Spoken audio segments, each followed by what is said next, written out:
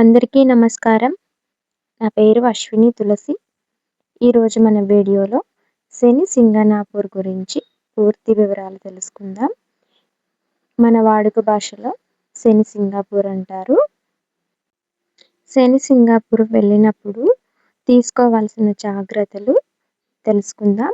అలాగే శనిదేవుడు మన జాతకంలో ప్రతికూల ప్రభావాలు చూపించేటప్పుడు మనం ఎలా ఉంటాము, తీసుకోవాల్సిన జాగ్రత్తలు, ఇంకా చేసుకోవాల్సిన పరిహారాలు చెప్తాను.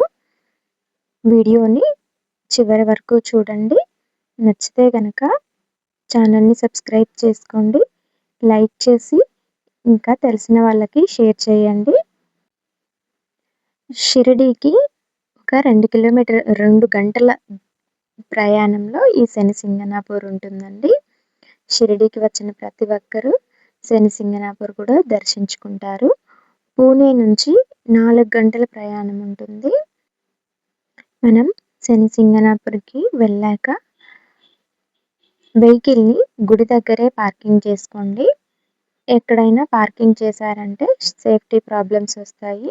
గుడి దగ్గరే ఫ్రీ పార్కింగ్ ఉంటుంది, చేసుకోండి. అక్కడ కాళ్ళు కడుక్కున్న తర్వాత అంగళ్ళలో అన్నీ కావాల్సినవన్నీ తీసుకోండి, వాళ్ళే ఇస్తారు.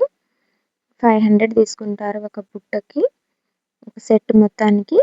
తర్వాత వాటిని తీసుకొని మనం లోపల మందిరం లోపలికి వచ్చాక ఇలా త్రిశూలం ఉంటుందండి. ఈ త్రిశూలం మీద బ్లాక్ కలర్ క్లాత్, జిల్లేడు మాల వేశాక కొంచెం ముందుకెళ్ళాక నారికేలం అంటే టెంకాయని సమర్పించడానికి ఒక బుట్ట ఉంటుంది. ఇట్లా వాళ్ళు ప్రతి ఒక్కటి చెప్తారు, ఎక్కడెక్కడ ఏవేవి పెట్టాలి అని మనకు ఒక బుట్టలో పెట్టిస్తారు. అవి ప్రతి చోట మనం మర్చిపోకుండా జాగ్రత్తగా వేసుకుంటూ రావాలి. తర్వాత ఇంకా ముందుకు వచ్చాక ఇంక ఇలాగే ఒక కొంచెం దూరం నడుచుకుంటూ వెళ్ళాక వచ్చేసామండి గుడి దగ్గరికి. ఇక్కడ శని భగవానుడు ఆరు బయట ఉంటారు. ఇక్కడ డొనేషన్ కౌంటర్ అని రాసున్నారు కదా, ఇక్కడ ఆయిల్ని ఇస్తారు అభిషేకం చేసుకోవడానికి.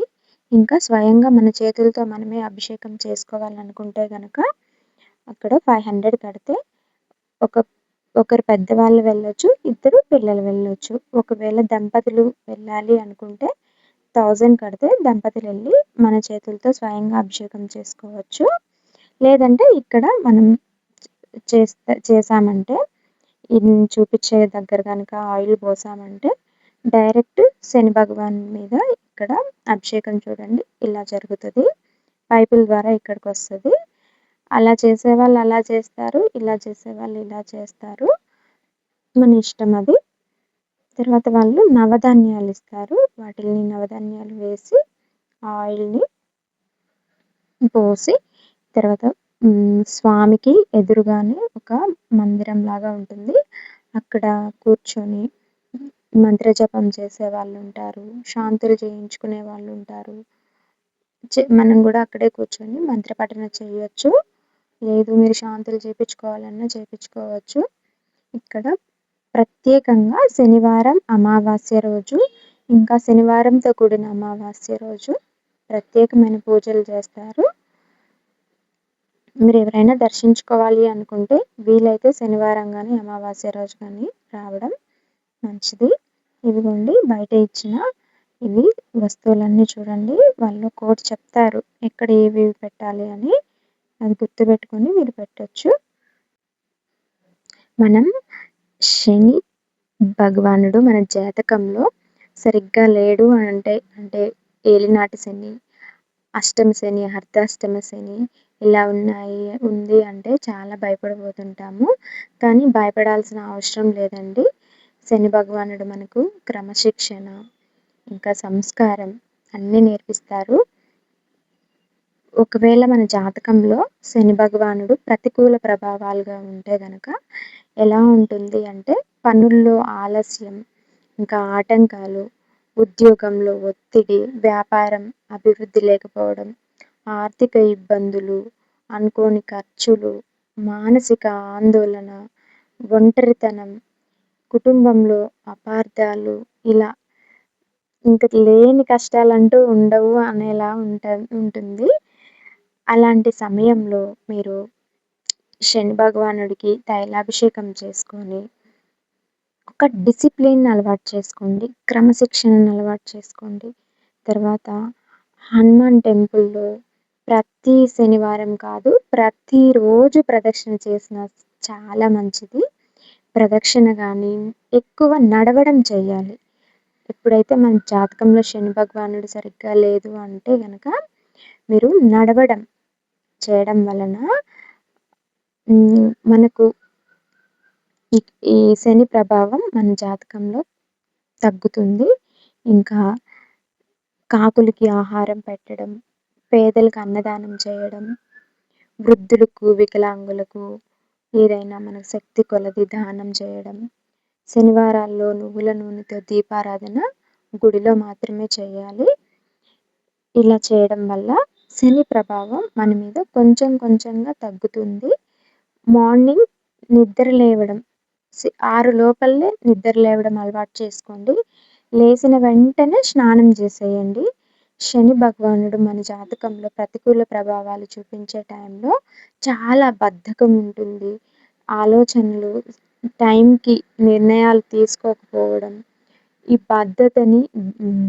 ఈ బద్ధకాన్ని మనం కంట్రోల్ చేసుకోవాలంటే నిద్ర లేసిన వెంటనే స్నానం చేసేయండి.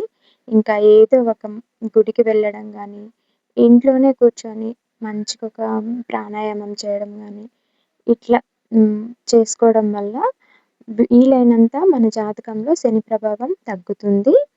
ఇంకా నిజాయితీగా, క్రమశిక్షణతో జీవించడం, ఇంకా ఇతరులకు అన్యాయం చేయకుండా ఉండడం.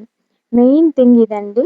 ఇతరులకు అన్యాయం చేయకుండా, క్రమశిక్షణతో ఉంటూ, నిజాయితీగా ఉండడం వల్ల స్వామి అనుగ్రహం ఉంటుంది. ఒకవేళ శని భగవానుడి అనుగ్రహం మన మీద ఉంటే ఎలాంటి ప్రభావం ఉంటుందో కూడా చెప్తాను. కష్టపడి పనిచేసే స్వభావం ఉంటుంది. విజయాలు కొంచెం ఆలస్యంగా వచ్చినా స్థిరంగా ఉంటాయి.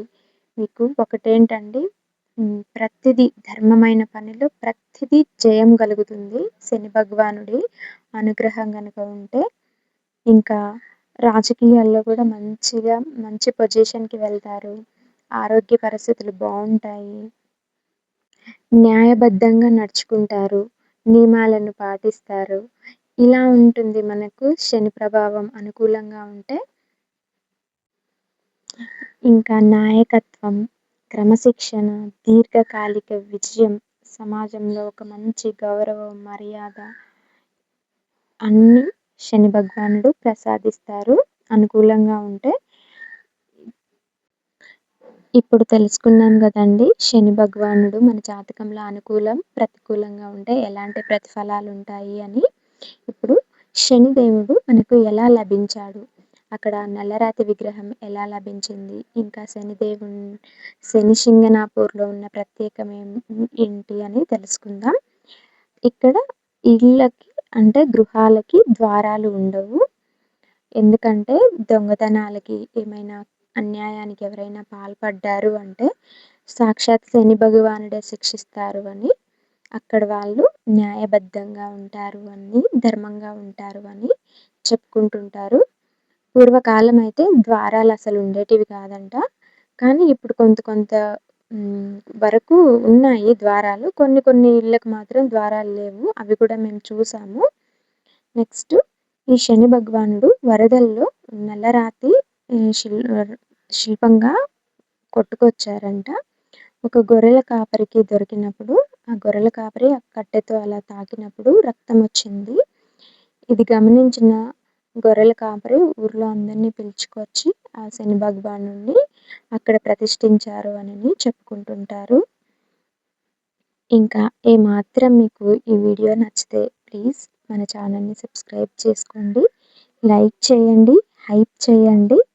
ఇంకా మీకు తెలిసిన వాళ్ళకు షేర్ చేయండి. థ్యాంక్ యూ సో మచ్ అండి. ఇంతవరకు నా వీడియో చూసినందుకు.